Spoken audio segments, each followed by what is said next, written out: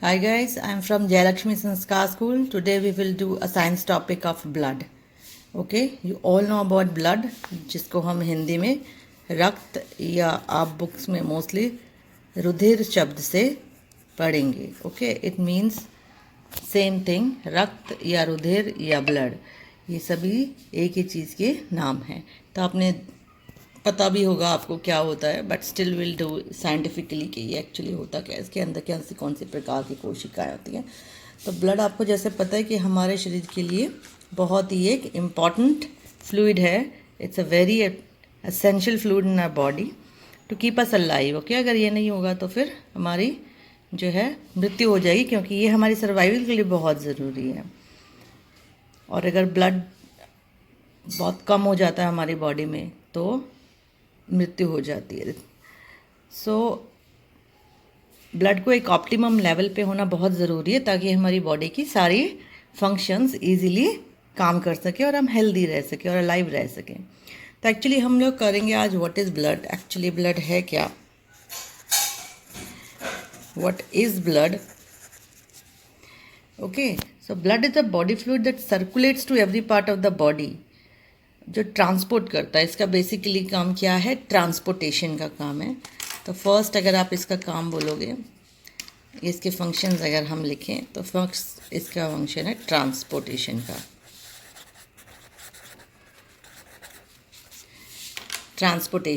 Transportation of what, transportation of all the nutrients. Okay, and oxygen. Transportation basically of nutrients and oxygen.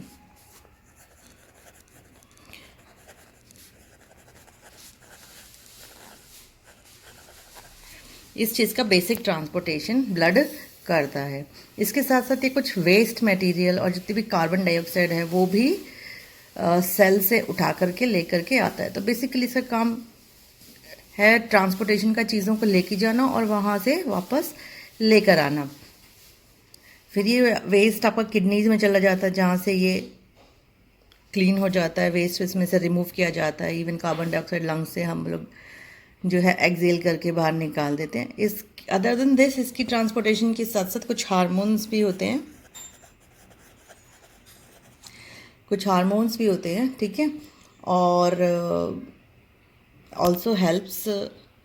Okay, ये hormones हमारी body के बहुत सारे functions को control करते हैं. तो इनको भी टारगेट ऑर्गन तक ले जाने का काम ब्लड का ही है. तो ये ब्लड ही ये काम करता है. सेकेंड काम अगर मैं कहूँ ब्लड का है, वो है फाइटिंग विद डिजीज़. इम्यूनिटी भी देता है हमको. अभी हम करेंगे. इसमें कुछ सेल्स प्रेजेंट होते हैं, WBCs होते हैं इसके अंदर, वाइट ब्लड सेल्स होते हैं, जो कि इम्यूनिटी को बढ़ाते हैं. So this is the basic functions of blood. Now will do what does blood consists of. Blood का कॉम्पोजिशन क्या है.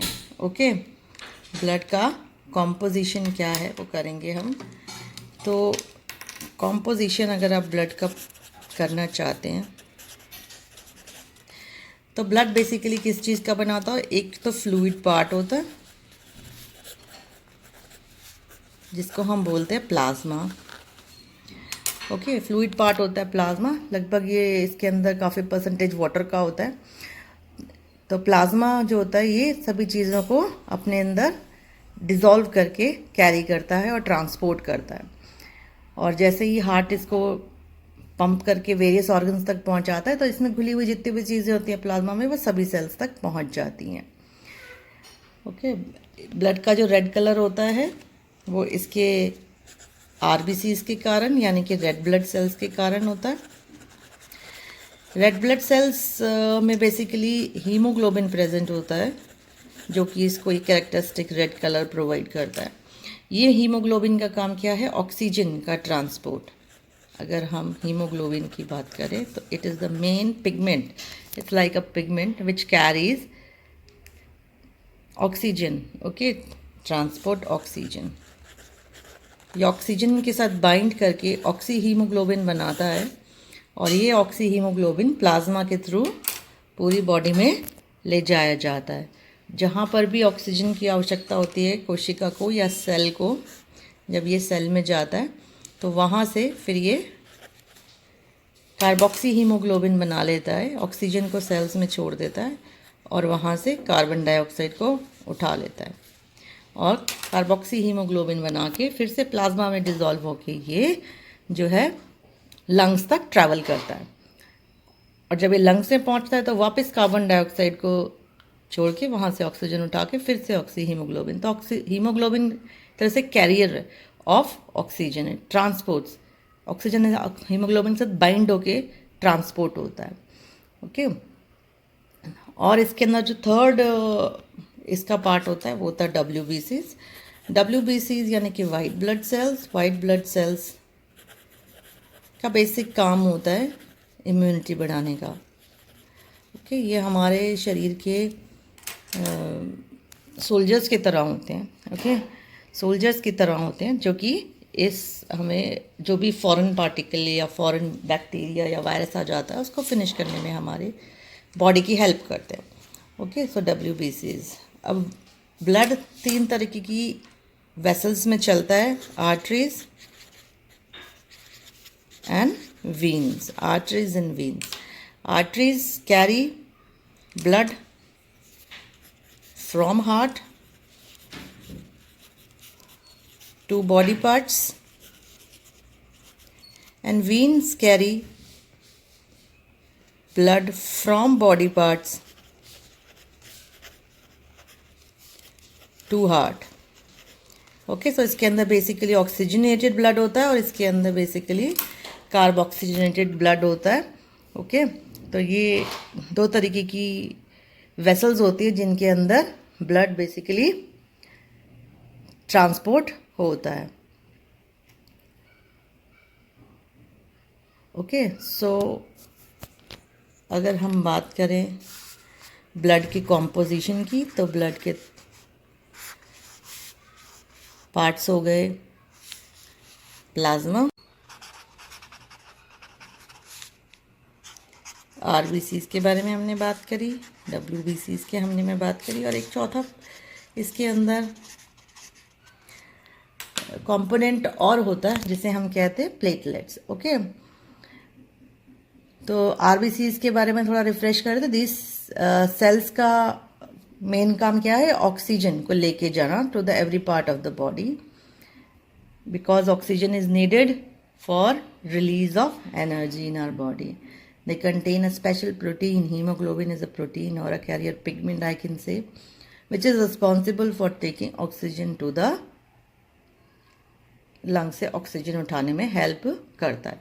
तो it's a kind of a pigment, it's a kind of a carrier which binds with oxygen and carries it. Okay, WBCs immune system में हमारा important role play करता है and fights with infections, any type of virus, bacteria जो हमारी body में आ जाते हैं. ये फॉरेन माइक्रोब्स को पहचान के और एंटीबॉडीज़ आपने वर्ड सुना होगा, ये उनको रेडी करती हैं. The last is the platelets. Platelets का एक्शन जब शुरू होता है जब कोई वेसल डैमेज हो जाती है हमारी बॉडी की, तो मोस्टली प्लेटलेट्स का काम तब स्टार्ट होता है. प्लेटलेट्स का मेन वर्क होता है आपका यहाँ पे to stop the flow of blood और from stop to blood clotting, जिसे हम कहते हैं, ब्लड क्लॉटिंग में हेल्प करते हैं. ओके, ब्लड क्लॉटिंग में हेल्प करता है. प्लेटलेट्स का मेन काम यही है कि अगर कहीं बॉडी में कट लग जाता है तो हमारा पूरा ब्लड बाहर ना चला जाए, अपने आप वो चोट थोड़ी देर में ठीक हो जाती है because of platelets. Okay, WBC का काम है बेसिकली इम्यूनिटी को बढ़ाना. अगर मैं पॉइंट्स में बात कर दूं, RBCs का काम है mainly transport of oxygen through, I can say, a pigment और अ प्रोटीन कॉल्ड हीमोग्लोबिन. और प्लाज्मा का काम है इन सभी सेल्स को कैरी करना, प्लस और भी hormones and I can say salts and other things they keep dissolved in plasma and they also helps us in direct और इनडायरेक्ट वे कि टारगेट ऑर्गन तक हार्मोन्स लेके जाना. ब्लड टाइप्स, आपको पता है सबकी अपने अपने अलग अलग ब्लड टाइप्स हो सकते हैं. आज हम इसमें डिटेल में बात नहीं करेंगे.